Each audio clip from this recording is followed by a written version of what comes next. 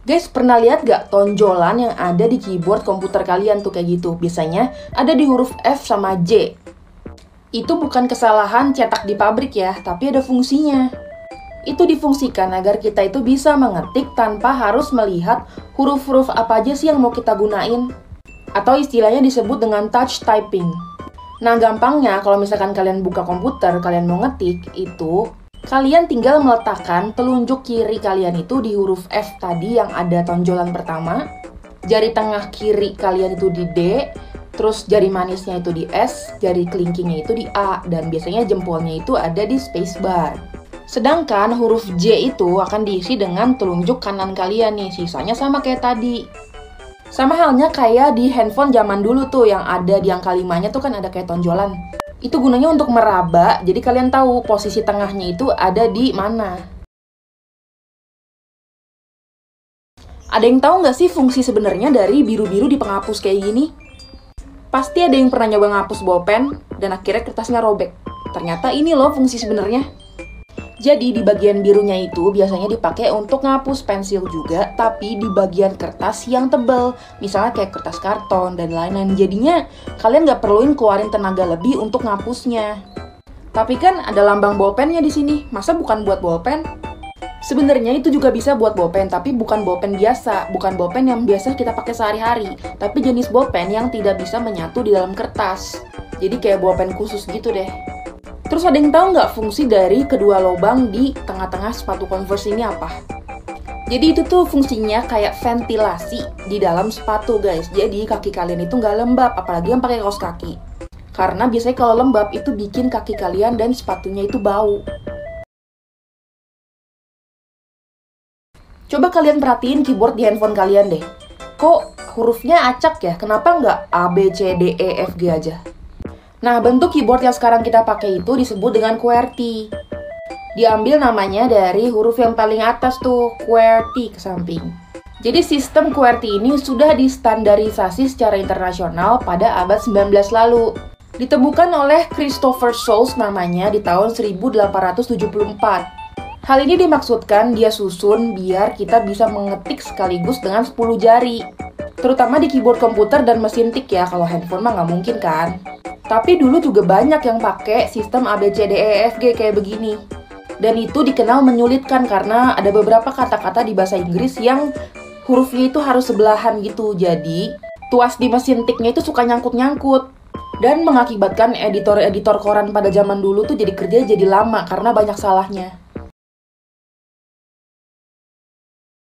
Kalian di sini ada yang sering banget gak stres belajar satu hal dalam sekaligus. Terus habis gitu, apalagi kalau misalnya kalian modelnya itu belajar H-1.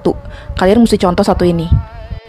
Jadi ada sebuah kisah Yunani kuno yang namanya itu Milo of Croton. Croton ini adalah salah satu wilayah di Italia pada zamannya yang menghasilkan banyak banget atlet berkualitas yang sering banget menang olimpiade.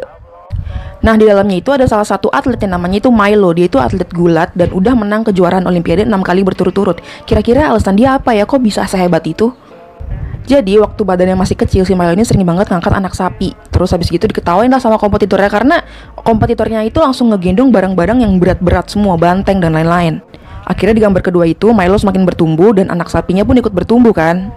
Dan di gambar terakhir itu dia semakin besar dan sapinya itu semakin besar dan dia bisa ngangkat banteng dan lain-lain. Sedangkan kompetitornya itu kadang bisa, kadang enggak.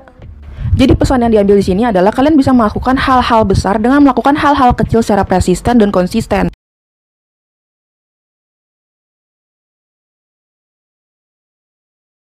Nyontek mahasiswa di China ini ngalahin James Bond. Di luar ruangan dijagain sama polisi bersenjata. Bahkan kalau warga yang lalu lalang itu berisik, bakal dikenain denda. Dipantau CCTV sebanyak ini. Di luar dipasangin semancep alat untuk menangkap gelombang radio. Kira-kira kenapa ya? Ini alasannya.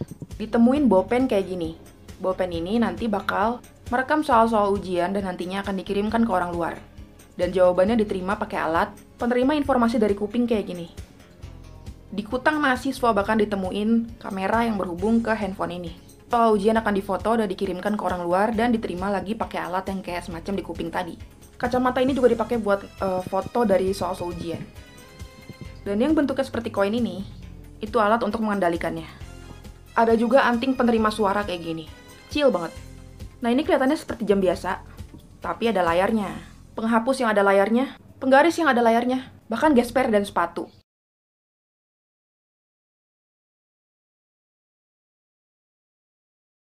Guys, kalian pasti tahu kan gambar legend ini, dua gunung kembar, habis gitu ada sawah, ada jalan, ada rumah, ada pohon, ada burung, ada juga matahari di tengahnya. Kira-kira siapa ya yang pertama kali mencetuskan gambar ini? Menurut beberapa sumber, Bapak Tino Sidin inilah yang mencetuskan template gambar itu, sehingga sampai terkenal kayak sekarang.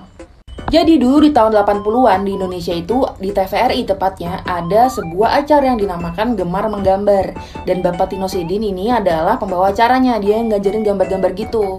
Tujuannya adalah agar anak-anak Indonesia itu gemar menggambar kayak dia. Dikasih tahu tuh step-stepnya dari yang paling mudah. Dan di dalam satu episode, dia itu pernah menjelaskan tentang gambar ini. Gambar inilah yang akhirnya menjadi acuan para guru-guru di Indonesia untuk mengajarkan anak SD maupun TK untuk menggambar. Dan kebiasaan itu dilanjutkan turun-menurun sampai ke anak-anak zaman sekarang. Jadi semua orang Indonesia kayaknya tahu deh gambar ini. Tulisan yang paling susah dipelajari, apalagi dibaca, namanya Russian Cursive. Ya, at least menurut gue ini susah. Model tulisannya itu kayak italic gitu guys, jadi dia agak miring-miring gitu. Dan di atas tuh kayak ada word yang biasa dipakai orang Rusia, dan itu terjemahan di Russian cursive-nya, kayak gitu. Dan ini kayaknya semacam kayak cara bacanya gitu tuh. Jadinya ini disambung, jadi artinya apa kalau di atas. Dan kalau misalkan kita orang awam nih baca apa ini gitu doang. Nah ini contohnya nih, ini merupakan tulisan dari seorang anak dari penguasa Rusia pada zaman dulu. Itu ditulis sekitar 1915 lalu oleh seorang wanita yang bernama Grand Duchess Tatiana. Tuh, kira-kira kalian mau belajar nggak nih tulisannya?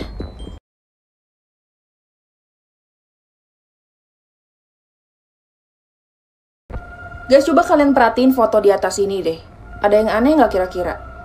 Kalau gue sih awalnya ngelihatnya ini biasa aja ya, kayak foto sama anak-anak sekolah lainnya.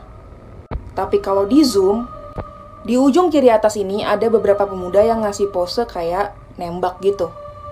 Dan bener aja beberapa minggu setelah foto ini diambil, mereka menembak 12 murid beserta satu orang guru. Di antara mereka berdua ada yang namanya Eric Harris dan Dylan Klebold. Ini orangnya yang dua yang di atas itu. Mereka diketahui bukan anak yang populer di sekolahnya dan mereka sering menjadi target bullying. Bahkan mereka udah ngasih kode-kode bahwa mereka akan membunuh semua orang ini. Kode-kodenya itu lewat tugas-tugas sekolah guys. Si Harris ini pernah nulis paper yang ceritanya itu mengenai penembakan di sekolah dan puisi tentang peluru. Sedangkan si Dylan ini pernah menulis sebuah cerita pendek mengenai seorang pria yang membunuh siswa.